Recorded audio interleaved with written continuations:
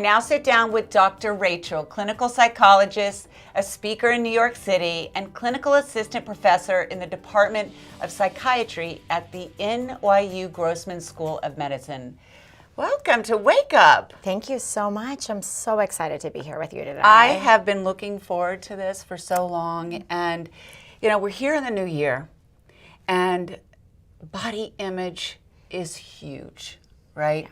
And New Year's resolutions, we were talking about that beforehand, and I'm not a huge fan of them, and you said you don't really believe in them, but there's so many people out there that do.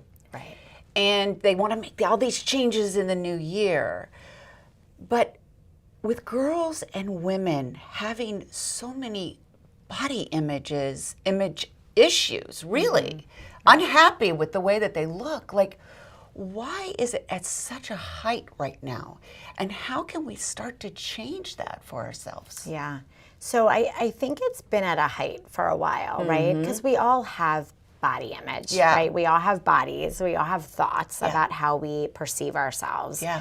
And unfortunately, we all take in all these messages that are all around us all day, right? There's lots of messages. Yeah. We're getting them from other people in our lives. We're getting them from media, from celebrities, from social media, from ourselves. We internalize them, and then we have a thought of how we feel about ourselves. Right. So it's kind of always been there, but unfortunately, I think it's gotten worse. That's what I'm saying with social media. I was just going to say. These young people, exactly. They're seeing all of these girls out there, and we as women, and it's not real. Right. And that's what I was going to say. I think it's really gotten worse because of social media and because of all of these filtered images and highlight reels and all of these things.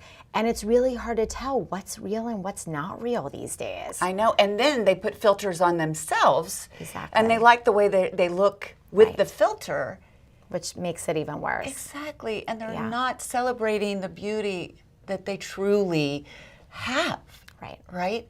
And with that, I mean, listen, right now I want to talk about our youth, right? So parents, caregivers, how can they help our young girls? Yeah, so it all starts with that, right?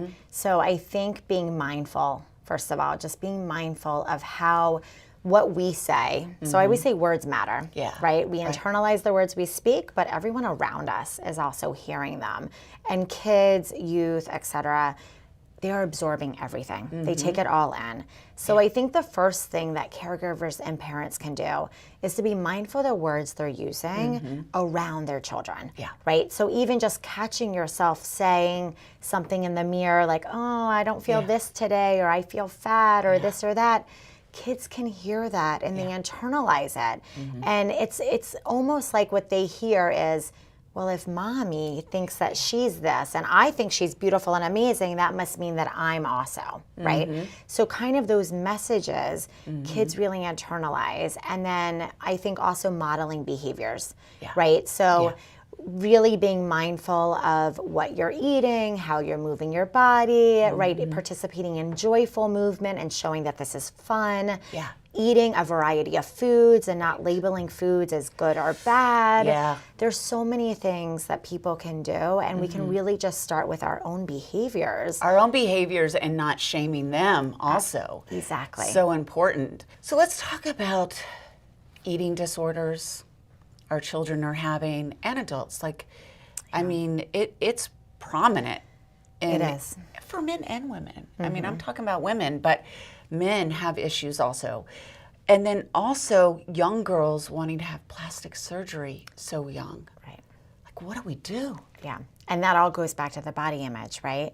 It's us looking at celebrities, influencers, or anybody on social media, on TV, and being like, I want to look like them. Right. What's wrong with me if I don't look like that, right? Yeah. And that's why we really need more body diversity and more inclusion when we're talking about TVs and movies and everything that's out there, because you have, all of us are different. And that's a good thing. We want to be unique and different.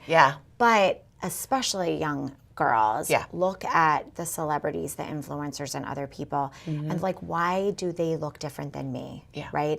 And if they can see somebody and relate to their body shape, size, ethnicity, culture, anything, they're going to feel like, okay, I fit in. Right. Right. But if they feel like they look so different from somebody else in any way, they're going to think something's wrong with me. I don't fit in. I need to change. Yeah. And that's what we really want to get across, is that you don't have to change. Right? You're great how you are, but it's really hard to get to that point, and I acknowledge that. Yeah. To get to the point of fully embracing who you are, being confident in your own skin, that takes time and it takes work. And creating realistic goals for yourself. Yes, we have to be realistic. We do, because if, again, going back to the new year, I'm going to lose 30 pounds.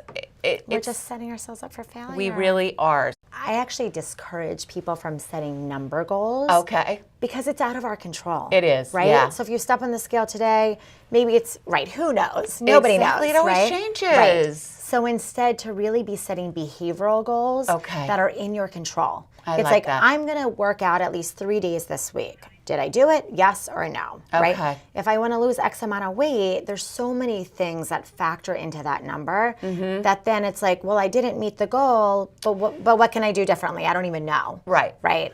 Right. So, but being realistic and dropping some of that pressure. Okay. And setting the small, manageable. There's actually an acronym we can use: SMART goals. Okay. Which I like means, that. yeah, it's specific, measurable, attainable, realistic, and timely. I love it so much. So where can someone out there that wants more information or that needs help, where can they go?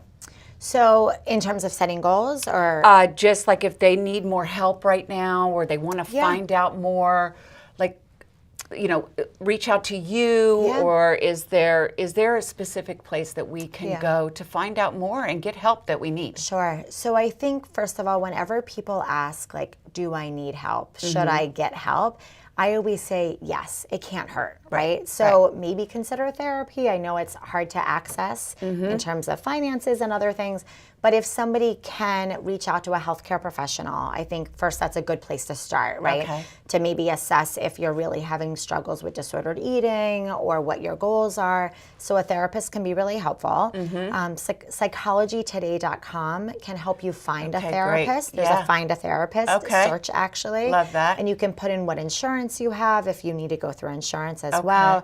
I also always tell people, as much as my social media is not therapy, please reach out to me. I'm happy to put people, like, kind of point people in the right direction, provide resources. So tell us where we can go or then. even make recommendations. Yeah, tell us for you. So, you can find me at Dr. Rachel NYC on all of the social media platforms. Awesome. Yeah, or at drrachelnyc.com is my website as well. Thank you so much for coming on course. Wake Up. Oh my gosh. Oh my gosh, we Thank you. We need to have this conversation more, and there really is help out there, and it is all up here. So thank you again for coming on Wake Up. Yes, thank you so much. When we